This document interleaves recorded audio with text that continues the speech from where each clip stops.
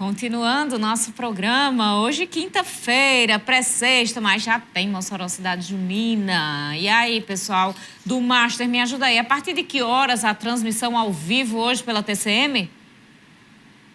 A partir de 9 da noite. Então, termina aqui o cenário político. Você ainda fica ligado na programação da TCM e logo depois vai acompanhar ao vivo os shows da noite da Estação das Artes. Aproveita aqui na transmissão oficial com todos os detalhes do Cidade Junina. Olha, se o Vonuf estivesse aqui, eu ia até comentar com ele os flagrantes, viu?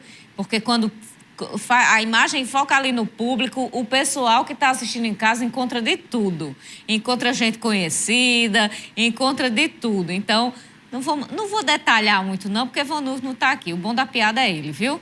Participe com a gente. Nosso programa de hoje recebe a deputada federal Natália Bonavides. Participa mandando sua mensagem pelo Instagram, pelo WhatsApp e também no nosso Twitter. Estão aí disponíveis para você. E vamos de informação. Vamos falar sobre eleições 2022.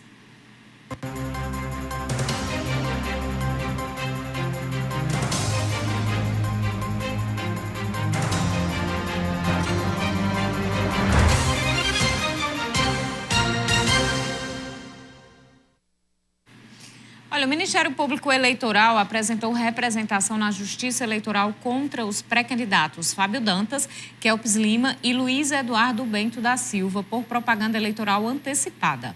Além dos três, é alvo da representação o marceneiro Francisco Wellington Lopes, Paraguai, que expôs o material publicitário dos pré-candidatos em seu veículo.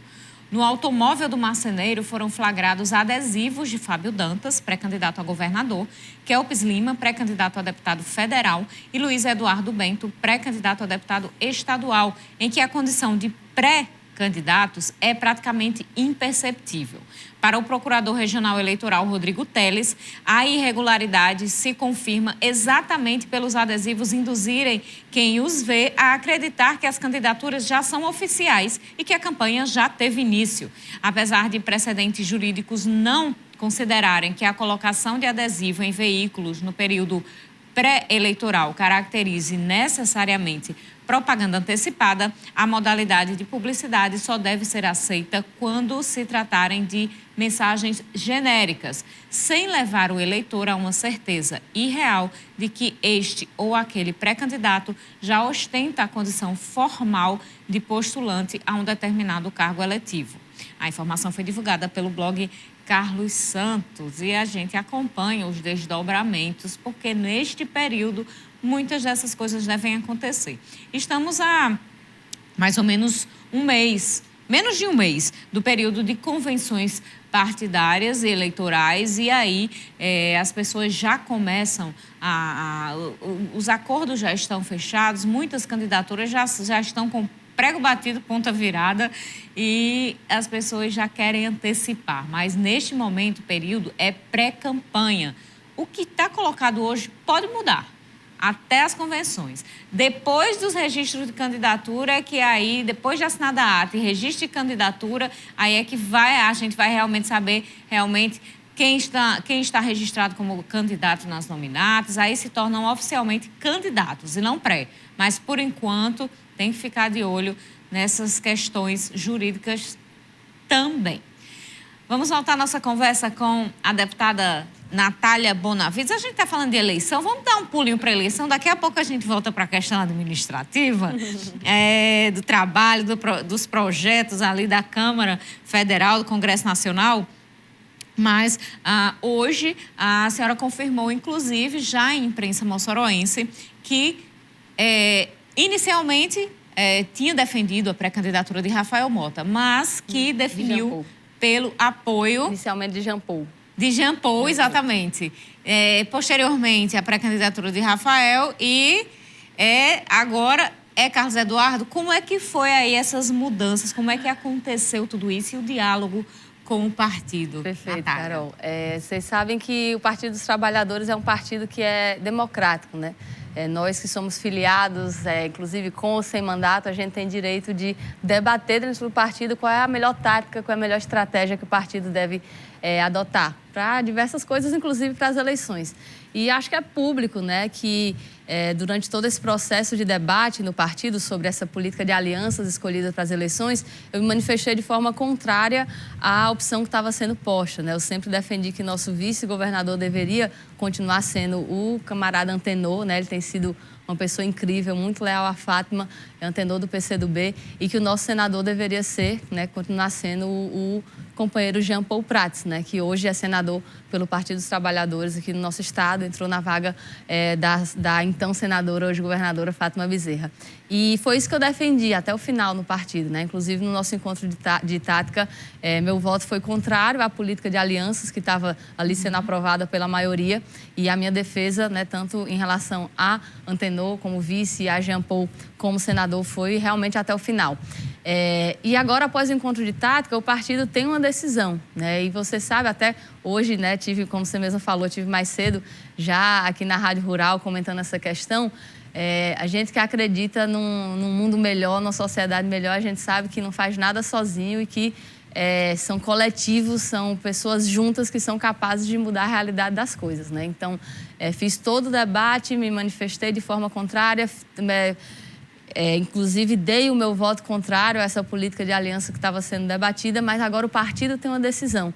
E a gente tem uma missão muito importante nessas eleições, né, que tem como prioridade, sem dúvidas, a eleição de Lula, porque o nosso país está sendo destruído, e a gente que está aqui em Mossoró sabe muito bem os impactos disso, como é que está sendo ir o mercado a cada semana e ver as coisas ficarem mais caras, o que representou a saída da Petrobras do nosso estado, aqui especialmente foi sentido mais do que em qualquer outro lugar do Rio Grande do Norte. Esse pessoal quer privatizar, quer vender tudo que é do nosso povo, e isso enquanto riram da cara, debocharam da nossa população que estava morrendo de Covid, né? Dizendo coisas tipo, e daí, eu não sou coveiro.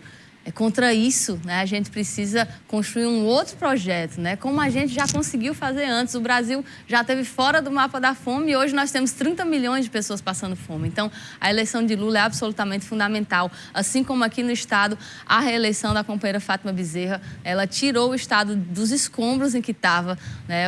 Deu um show assim, de gestão, de como fazer um governo popular, equilibrando, né? Colocando ordem na casa em relação a tudo que foi deixado desastrosamente pelo pai do ministro das Comunicações, Fábio Faria, o então governador Robson Faria. E a gente tem aqui também no estado desafios em relação ao parlamento, né?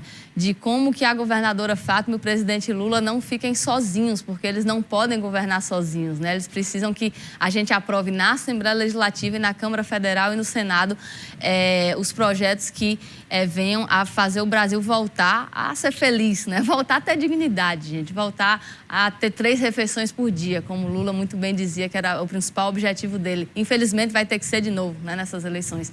E aí, diante disso, que o partido vai unido adotar essa posição que a maioria tirou, né? Teve o debate, houve a construção, houve as divergências e agora que tem uma posição, sem dúvidas que a gente tem clareza, né, de quais são os nossos desafios nessas eleições. Isso inclui que no parlamento a gente evite ter pessoas que trabalhem para tirar direitos do nosso povo, né? Como é o caso do ex-ministro Rogério Marinho, que quando foi deputado foi relator de uma coisa tão terrível quanto a reforma trabalhista, que deixou mais fácil demitir, que aumentou o desemprego, que aumentou a informalidade.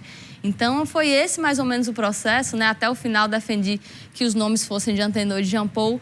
O partido, né, essa minha posição foi derrotada, o partido, em sua maioria, escolheu uma tática e agora o partido vai seguir essa tática e a gente vai juntos nessas eleições sabendo dessas tarefas imprescindíveis que vão ter muito impacto na vida do povo potiguar.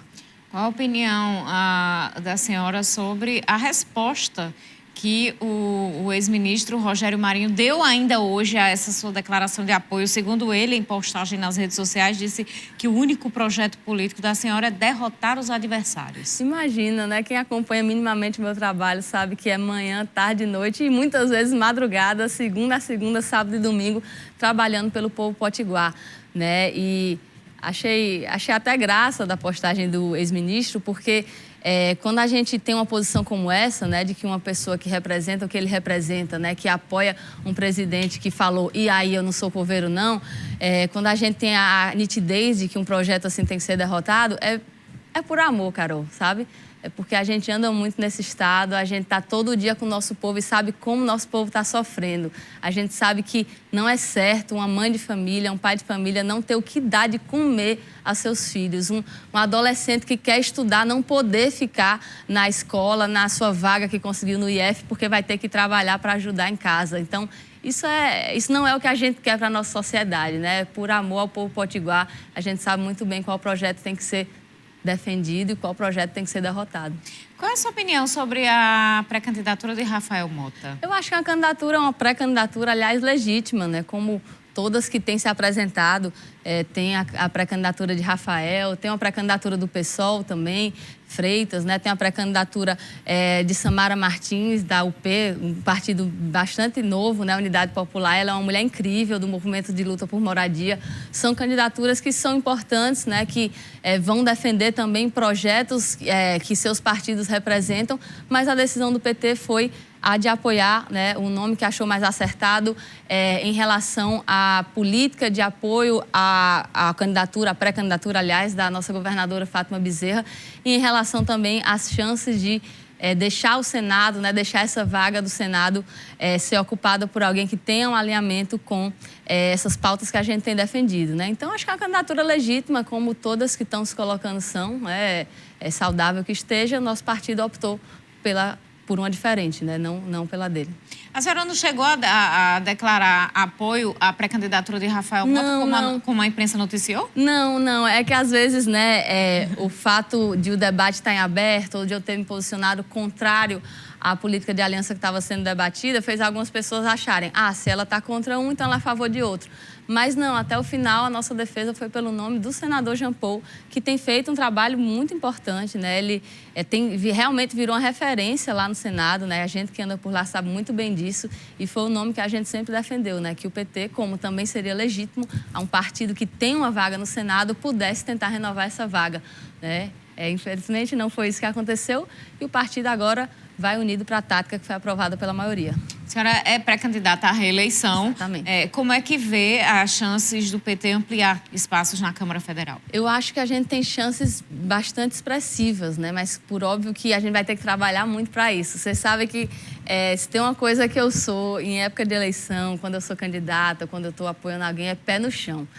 Muita gente está chegando para mim dizendo: Natália, você está saindo em primeiro em todas as pesquisas, você já está eleita. Minha gente, não existe isso, né? Não tem nada de estar eleita. Se tem uma coisa que serve nessas pesquisas é para a gente saber que a maioria da população não escolheu seu candidato, não escolheu sua candidata, né? Então, que a gente tem espaço para trabalhar, que todos os candidatos têm. E a gente sabe que em 2018 o PT já obteve os votos suficientes para as duas vagas, né? Não só a minha, mas a do companheiro ex-deputado estadual Fernando Mineiro. A gente sabe que teve uma manobra jurídica que retirou a vaga dele, mas que ele chegou a ser diplomado, inclusive, e que ele deveria estar lá comigo, né? Fortalecendo a bancada que vem resistindo aos ataques que o Bolsonaro está fazendo para o povo trabalhador. Eu espero que a gente, como fez em 2018, tenha votos para ampliar a vaga, mas que dessa vez tenha mais votos ainda, né, para, quem sabe, né, sonhar um pouco mais. E acho que isso se reflete também na Assembleia Legislativa. Imagine que a gente quer que Fátima seja reeleita e se ela fez tudo isso nas condições difíceis em que pegou o Estado e com a pandemia e tendo um governo federal que agia como oposição, imagino que essa mulher que tanto trabalha não pode fazer com Lula sendo presidente, que é o que a gente tem sonhado também, né, e vai trabalhar muito por isso. Então, que ela tem uma bancada também forte na Assembleia Legislativa vai ser muito importante. Eu acho que é um momento de esperança, né? Mas isso não significa nenhuma ilusão de que nenhum resultado está garantido. Nem Lula está eleito, nem Fátima está eleita, nem eu estou eleita. E vai ser um momento duro de campanha, porque Bolsonaro já usou métodos muito sujos em 2018. E eu, que sou da CPMI das fake news, eu posso te dizer sem sombra de dúvidas, porque tive a oportunidade de ver as provas, inclusive.